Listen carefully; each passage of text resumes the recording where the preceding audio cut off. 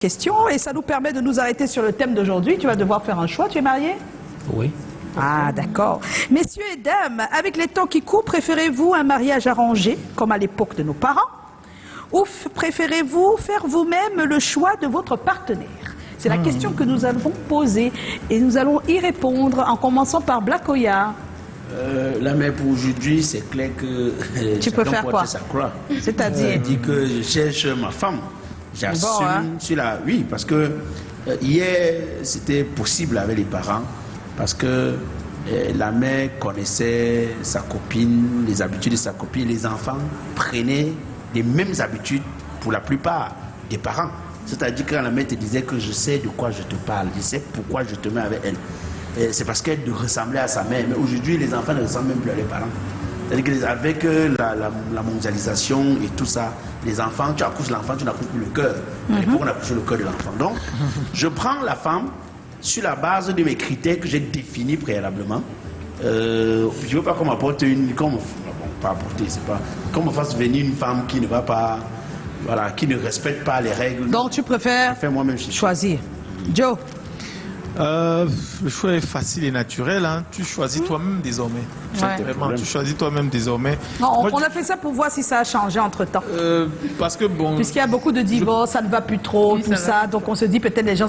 Tu vois, j'ai entendu des gens dire, vraiment c'était peut-être mieux comme avant.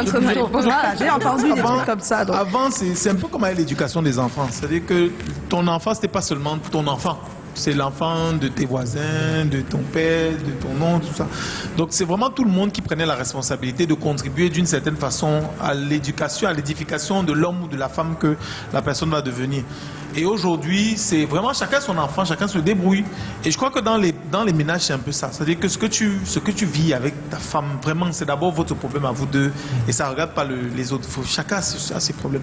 Donc, compte tenu de cela, et que tes parents ne vont pas toujours être là pour t'encadrer ou tes frères t'entretenir, vraiment mieux, comme Black Oya a dit, pour utiliser le même lexique, mieux tu choisis toi-même ta croix, tu portes. C'est ça même. Seul. Haroun? Bon, je pense que je vais directement rejoindre les garçons. Moi, particulièrement, je préfère choisir mon partenaire, même si après ça s'arrête ou bien que ça finisse. Au moins, je vais savoir que j'ai essayé, que c'était mon choix, que j'aimais la personne. Ces affaires de mariage arrangé, tu connais pas d'où le garçon te dit que non, il a un bon profil pour toi, connaissant que je suis assez compliquée. Ouais. Je préfère choisir moi-même. D'accord. Et alors, notre invité, qu'est-ce qu'il en pense, Chris Jordan? Je pense que l'idéal, c'est de faire le choix toi-même. Ouais. Mais il faut dire la vérité, aujourd'hui, les choses vont trop vite. Tout à l'heure, tu disais, Joyce, les divorces, matin, midi, soir et tout et tout. Je pense que c'est parce que il y a trop de tendances sur les réseaux sociaux. Les gens font les choses pour, tu vois, m'as-tu vu, avec les gros mariages parfois, cela. Ça fait qu'on entre dans des relations parce qu'on veut montrer aux gens. Donc, ça va faire, il y aura beaucoup de difficultés par la suite avec le contexte. Je pense que le monde, comme on dit, la terre, elle est ronde, il y aura des recyclages. À un moment donné, je pense qu'aujourd'hui, il faudrait que les parents commencent à cibler des femmes pour leurs fils et également pour leurs filles. Je pense que... Qu'est-ce que tu vas faire pour tes enfants, quoi? Par exemple, je me dis, je ne vais pas imposer à mes enfants. Tu n'imposes pas, mais tu leur donnes je ne vais pas imposer. Tu proposes. Mais étant donné que je comprends comment les choses sont actuellement, je me dis, dans quelques années, là, ça sera encore compliqué. Donc, s'ils peuvent faire quelque chose, je vais faire. Mais après, ils vont faire le choix. Mais les parents doivent quand même intervenir. Ils doivent proposer avant qu'après l'enfant... Avant que ça ne marche pas. Voilà. D'accord. Et c'est dit, hein, ça nous permet d'aller... Et son avis? Oh, moi, je suis pour que chacun choisit, parce que je pense que chacun doit faire son expérience. Voilà. Tu tombes, et puis tu te relèves. C'est ça la vie. Voilà. Des fois, même les parents choisissent et ça marche pas. Hein. Voilà. Avant, ça marchait parce qu'on trouvait que c'est pas respectueux. En fait, la différence, c'est qu'aujourd'hui, ce n'est pas vu comme un manque de respect de divorcer. Donc, pour moi, il y aurait eu les mêmes divorces il y a longtemps. Mais seulement les gens ne parlaient pas, les gens n'avaient pas le droit de parler, les gens n'avaient pas le droit de dire non. Vraiment, pour moi, c'est que c'est pareil. C'est juste qu'avant, on n'avait pas le droit de dire non, on n'avait pas le droit de parler. Quand on s'était marié, c'est une fois, tu n'avais rien à dire. Que ce soit l'homme ou la femme, c'était honteux de divorcer. Donc c'est pour ça qu'il n'y en avait pas assez. Aujourd'hui, on a délié. Hein, on n'est plus attaché, on n'est plus ceci. Et donc, c'est normal que ça explose, les divorces et tout ça, parce que les gens se sentent plus libres de dire non. Moi, je pense que c'est plus ça. On n'a pas trop changé non plus. Ah oui, parce que les mamans qui sont restées longtemps dans les mariages et qu'on célèbre tous les jours, la plupart sont meurtries à l'intérieur et elles ne le montrent pas, elles ne le disent pas. Et donc aujourd'hui, on le dit, c'est ça la différence. Ta mère te donne une femme. Souvent, c'est elle qui t'annonce même qu'il y a une fête chez toi, ta mère.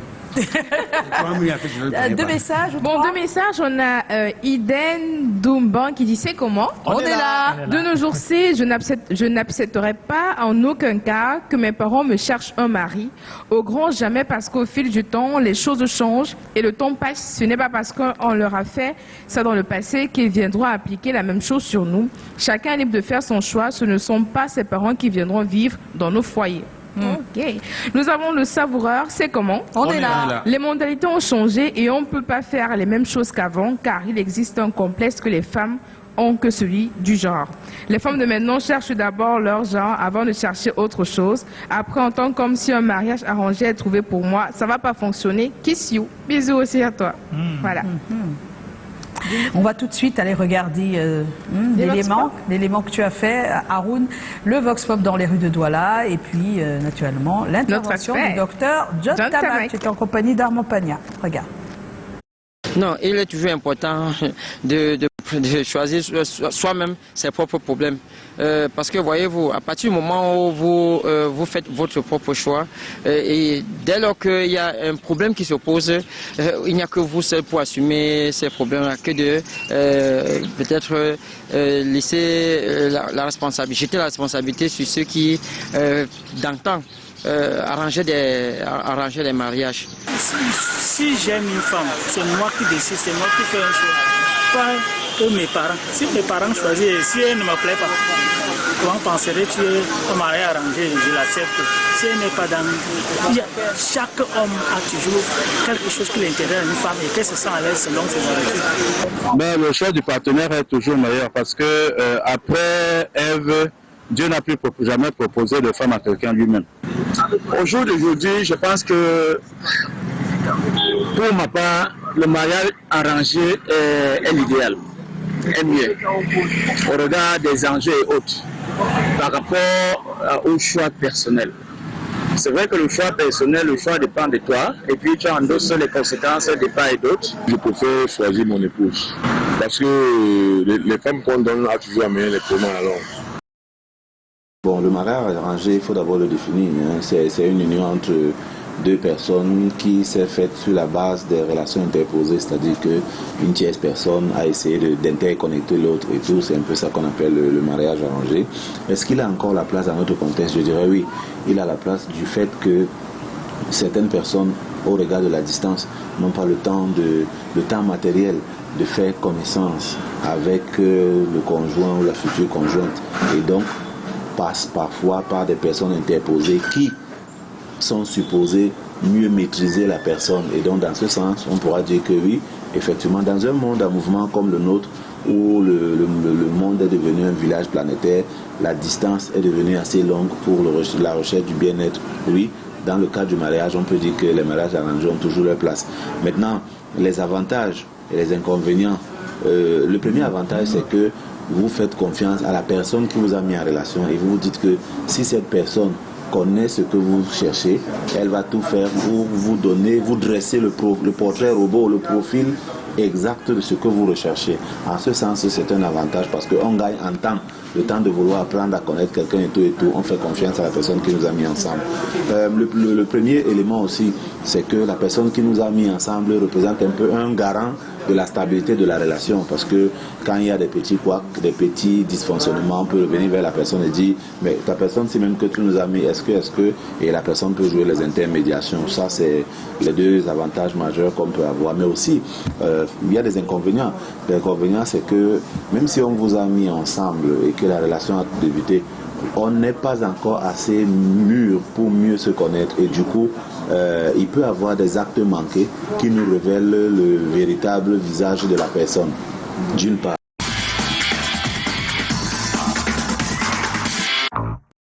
Retour en compagnie de Chris Jordan Pokham, dresseur de chiens et formateur. Attention, il est venu sans ses chiens parce qu'il en a plusieurs. Heureusement, parce que l'émission est annulée. Alors que tout de suite, on va retrouver les People Post avec Haroun. Et oui. Ça t'arrive de poster, on l'a vu. Oui. Ah ouais. poster sur les réseaux sociaux. Oui. Peut-être sur notre prochain People Post. Il fait des cours sur les réseaux sociaux. Ça sera cool. Bon, pour les People Post de ce soir, on a d'abord notre très chère Octavie Pendant qui a posté. Et oui, elle a dit que le calendrier ne la commande pas. Alors, elle a souhaité un happy birthday à un de ses petits frères qui est également acteur. Il s'agit de cette Bella, si on peut voir. Voilà, ils sont beaux ensemble. Happy birthday à lui. Happy birthday To you. Happy birthday to you. Happy birthday to you. Non, laisse, ça va.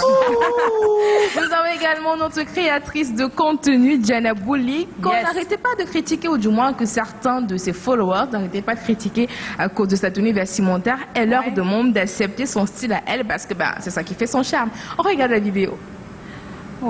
Pourquoi vous n'aimez pas accepter que les autres soient différents de vous? Vous pensez vraiment que c'est tout le monde qui aime se pavaner en t-shirt ou chemise ou pantalon ballerine? Pourquoi vous ne pouvez pas accepter ça? Bonjour ma chérie, j'espère que tu vas bien. En vrai, ton commentaire, je l'ai piqué parmi tant d'autres dans tous mes comptes. Parce que la chose qu'on critique plus chez moi, c'est mon style. Et je tiens à vous dire que je ne vais jamais vous en vouloir de critiquer mon style, de ne pas l'aimer. Mais je vais toujours vous en vouloir de me demander de le changer. Toi de dire qu'on n'aime pas, mais on n'a pas le droit de changer. Mais elle s'est pleure trop, la mère. Bientôt, la Côte d'Ivoire quitte parce que... Bon, on continue les People Post avec celui que vous avez connu en tant que Majaki dans la comédie, ou en tant que web comédien. Mais c'est également un très bon chanteur amateur. On regarde, on nous a dévancé. J'ai péché contre toi. Oh mon perruque. Mon pétard de malheurs derniers. Mais dans la nuit, toute seule, j'ai très peur. Dieu de pas lui, fais m'apaiser mon cœur. Alors, on ne le laisse pas seul, on continue avec Marcel Kouetché qui sensibilise les jeunes filles sur le style vestimentaire. Et oui, il le faut parce qu'on voit beaucoup de choses assez bizarres dans les rues. Donc, on écoute Marcel. Moi, je ne comprends pas, madame ici. Elle ne paye jamais ses dettes. Elle est toujours en train d'augmenter les intérêts. Oh, elle ne sait pas que tous les intérêts qu'elle a donnés dans la Réunion, ça pourrait faire voyager ses enfants pour le Canada. Je vais sortir avec des amis, j'arrive dans 4-5 heures. Tu veux faire quoi hein? Je vais sortir avec des amis. Comme ça? Ou bien tu es en train d'aller t'échanger pour aller sortir avec tes amis? Comme ça, comment? C'est quoi le problème? Pardon? C'est quoi le problème? Quand tu regardes ton habillement là, je sais pas, je sais que vous fumez souvent quoi ici, vous les jeunes filles de 18 ans là? Vous fumez souvent quoi? Donc tu t'habilles comme ça pour sortir. Après vous allez vous plaindre que oh on m'a violé, oh on m'a fait ce soir. Et regarde ton habillement. Si elle est là sur le Bixi, ramasse tu me donnes. Ramasse le stylo. Regarde ce que tu fais. Regarde, tu n'arrives même pas à te couper. Mais c'est quoi? Moi je m'habille comme ça d'habitude en Belgique, vous habillez comme ça en fait. Et c'est la Belgique ici. Voilà, bon, on aime tous la musique. Ça, c'est carrément une parodie de toutes les mamans. Hein. Oui. Il faut qu'on essaie un peu des fois de taper sur les doigts. Bon, on sait tous que tout le monde aime la musique. Oui. On aime bien regarder les clips vidéo. Mais est-ce que vous êtes déjà allé en studio? Non, je pense pas. Alors, Vanessa partage avec nous cette ambiance assez spéciale dans un studio d'enregistrement. On regarde.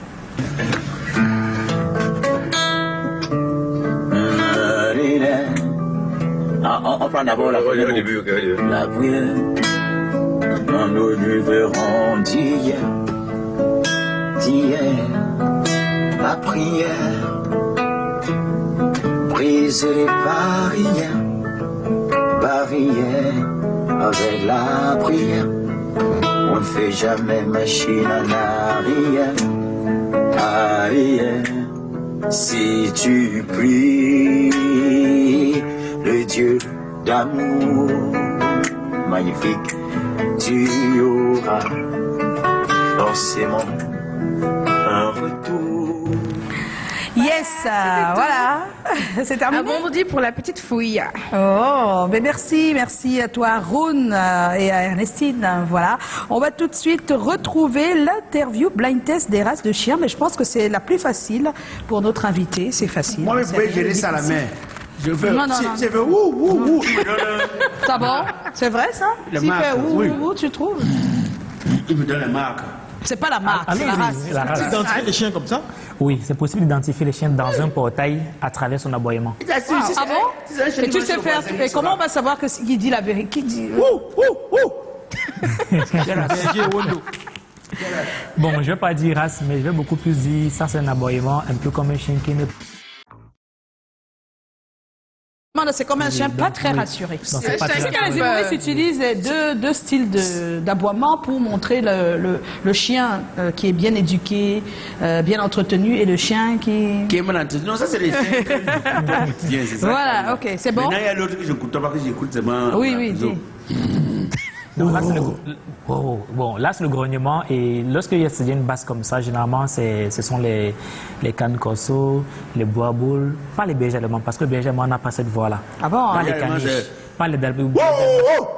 Bon, là, ça c'est aussi un autre chien qui aboie pour dire, hé gars, vous savez, il y a des chiens, vous croyez qu'il vient vers toi pour t'attaquer, ou bien quand tu rentres dans le portail, tu vois, il aboie.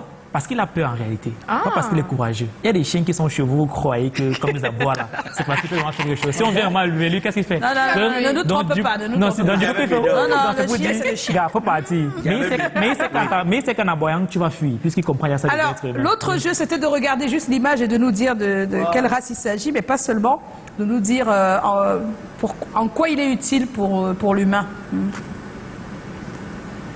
On peut y aller? Allô, il y a quelqu'un? Berger allemand. Oui.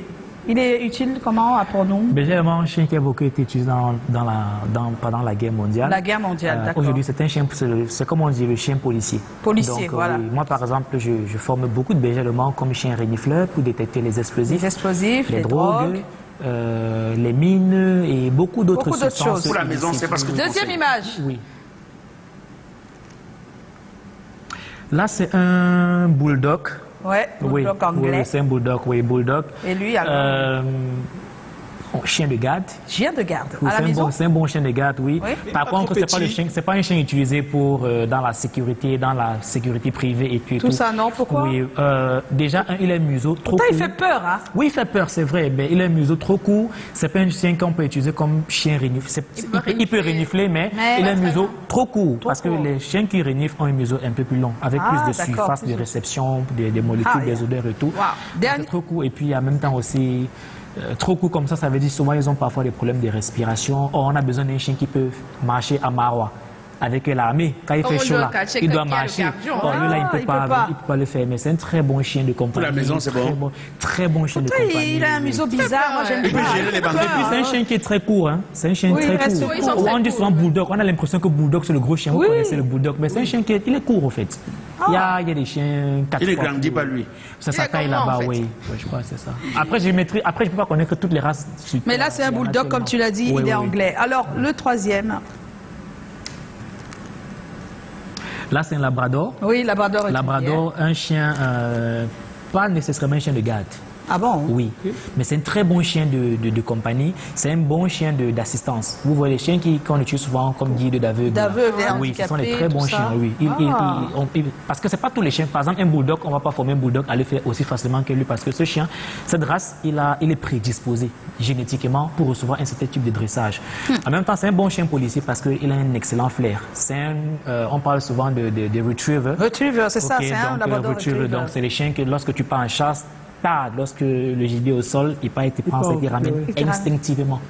Ça, c'est sans le dressage. Maintenant, le dressage, c'est juste le comprendre et puis le mettre dans les conditions qu'il faut. Le gars qui sentait qu'ici, il y a les rats, là, c'est non, n'importe quel chien sans ça. Quel rat? Oui, il sent. Il parvient à te prouver qu'il y a 3 trous. Donner 3 possibilités. Oui, parce qu'il connaît. Lorsqu'il y a les trous, l'air passe d'un coin et sort de l'autre côté. Donc quand l'air sort là, le chien il a un museau tellement puissant qu'il peut percevoir l'air qui quitte d'un endroit à l'autre. Donc quand il sent comment l'air vient dans son museau ici, il se dit ça vient de quelque part. Et donc il va de l'autre côté. Wow. Mais j'ai dit, alors il y a des chiens, une race de chiens qu'on a interdit en France parce qu'on estimait. Je crois que. Rottweiler. Oui, il y a des Rottweiler, il y a le Rottweiler et tout. Oui, le Rottweiler, le Pitbull. Oui, Il y a le Pitbull. il y a le Pitbull. Violent point de. Pourquoi ils sont peu réceptifs? Oui, et tout. Bon, comme je dis toujours, le chien n'est pas un problème. Le problème, c'est pas le chien. Comment tu peux dire que les chiens... Il n'y a Non, aucun violent parmi les j'arrive. chiens. Nous sommes humains, il y a des violents. Oui, mais le chien, tu dis non. Si je ne parle pas comme ça, là, qui va parler pour les chiens, maman? Non, dis-moi la vérité. Parce que les chiens, eux, ils ne peuvent pas parler.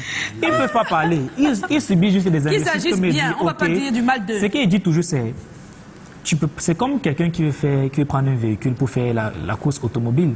Tu vas prendre n'importe quelle marque. Si tu prends une grosse voiture, une Pajero là, pour dire que tu vas faire la course sur le... OK. Pendant que quelqu'un d'autre prend une Mercedes, je sais de quelle marque. Ça va pas aller, au fait. Mais les deux voitures vont arriver à destination. Okay. Donc, quand tu prends un chien, étudie d'abord la race. Il y a les races que quand tu prends la race, elle est tellement tranquille. Comme le dalmatien, c'est un grand chien. Mais c'est un chien qui ne bouge pas beaucoup. Moi, par exemple, je ne peux pas avoir un chien comme ça parce que je suis d'abord sportif. Donc, je veux faire le sport avec mon animal. Donc, je veux prendre un chien qui va avoir ça. Donc, je vais partir pour un pitbull parce que c'est un chien qui a de l'énergie. Mais avant de le prendre, je m'éduque bien. Parce que quand je le prends là, je fais exactement ce qui est prévu pour sa race, c'est-à-dire le balader, le mettre en contact avec les gens, il n'aura pas de problème. Moi, j'ai fait l'université de Boya, j'ai voyagé avec un pitbull. Personne n'a su que c'était des pitbulls. C'était un chien renifleur. Mais quand il y a des gens qui... Mais si maintenant il y avait de la drogue ou de je sais pas quoi dans le bus. Il trouve, mais il marque normalement. Ça ne veut pas que quand il trouve, il attaque. Non, quand il trouve, il s'assoit pour me dire il y a quelque chose ici. C'était un pitbull. Et les gens n'ont pas su. Il s'assoit. Et puis, on va dire merci à Chris Jordan Poker. On n'a pas donné le sondage. 30% ont dit mariage arrangé, ils préfèrent. 70% ont dit choix personnel. Donc ça résume un peu ce qu'on s'est dit ici. Et puis, juste, tu n'as jamais eu un accident, morceau de chien. Non, tu n'as jamais mordu avec le chien. Avec rien, les chiens. Rien Oui, du tout de non, toute ta carrière depuis là. Il y a là 8 ans aujourd'hui. On faisait. Après, c'était pas à cause de mon manque de professionnalisme, ok, parce que je m'arrange toujours à ne pas me faire mordre par un chien. On dit toujours un bon dresseur doit avoir les blessures. Ça, c'est faux. C'est ce qu'on dit toujours. Tu n'as pas les blessures sur toi et tout, c'est faux. C'est vraiment, tu n'es pas professionnel. On faisait un exercice qu'on appelle l'attaque lancée, donc en forme de chien d'intervention. Donc j'avais un matériel qui est approprié. Donc mon grand avec qui je travaillais, Philippe Méli, il envoie le chien. Sauf que quand il envoie, c'était à Yassa, quand il envoie le chien, quelque chose attrape mon pied au sol. Donc quand le chien arrive, il est censé attraper le matériel, donc moi je suis à tomber. Le chien l'attrape et il glisse. Quand le chien vient, il se retrouve derrière sur mon dos. C'est bon, c'est bon, oh là là, c'est bon, c'est bon, Chris Jordan. Merci, Chris Jordan. Mais sincèrement, tu es l'ami des chiens, les chiens sont tes amis, mais pas les nôtres. Bien des choses à toi. On se retrouve demain, 17h, ne manquez pas le rendez-vous, ça va être chaud demain. On va faire le débrief du concert de Loco. Achetez les chiens et ne laissez pas vos chiens se nourrir.